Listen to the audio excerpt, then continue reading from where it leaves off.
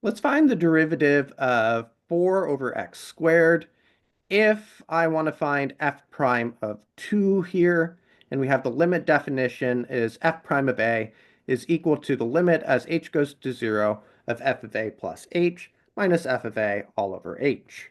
And in this case, we are using our a value of 2. We're finding the derivative of 2 at 2. And my function that I'm plugging things into is 4 over x squared. So f prime of 2 is equal to the limit as h goes to 0 of f of 2 plus h minus f of 2 all over h. So I want to find the slope at 2. So I'm taking a value directly at 2 and one that's really, really close, f of 2 plus h, where I'm letting that h get smaller and smaller. So the slope of the secant line is becoming the slope of the tangent line. I'm getting closer and closer to that value 2. I'm going to plug 2 plus h and 2 into this function. Let's see what that looks like. I have 4 over 2 plus h squared minus I have 4 over 2 squared. And this is all over h.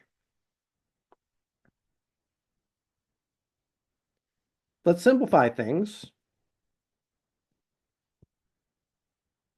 I have the limit as h goes to 0 of 4 over 2 plus h squared minus 4 over 4, or just 1.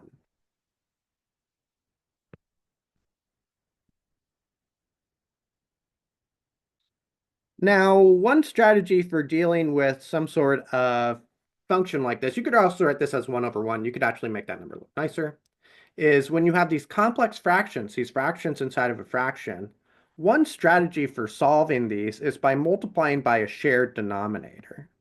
That shared denominator, since this 4 over 4 becomes 1, is this 2 plus h squared.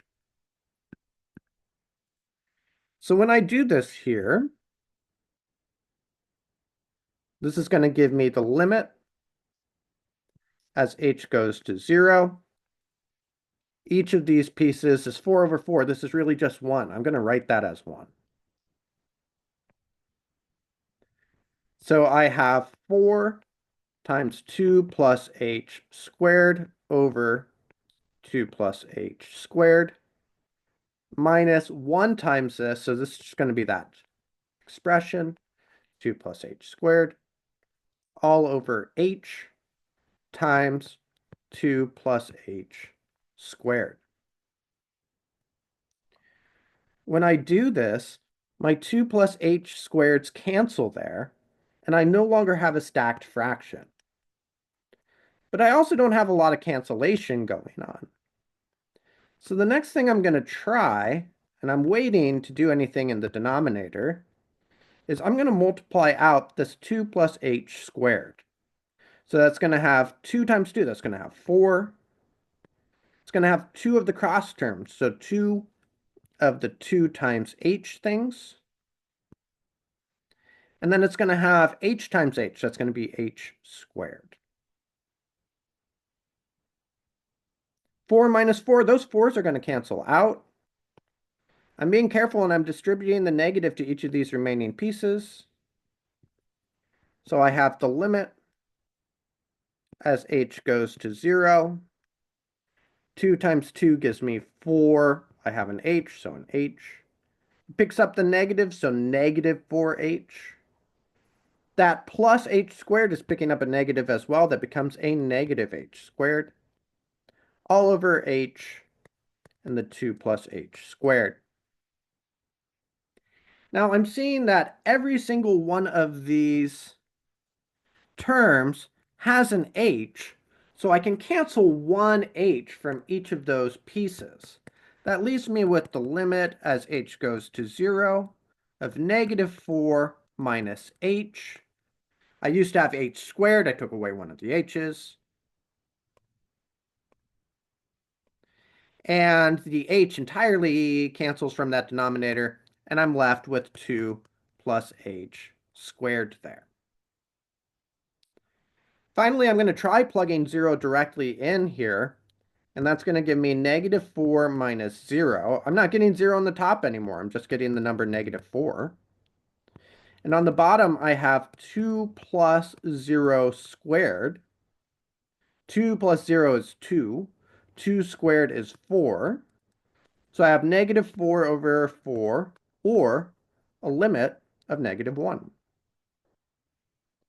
So if I started with this expression of 4 over x squared, and I wanted to find the derivative at a point, remember, a really common strategy for dealing with these complex fractions is by multiplying by a shared denominator.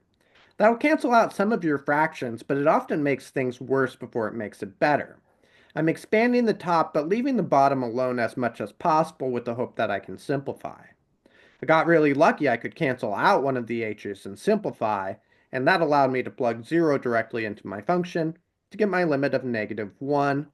So the derivative at 2 for this function is -1. Let's take a look at more of these problems together.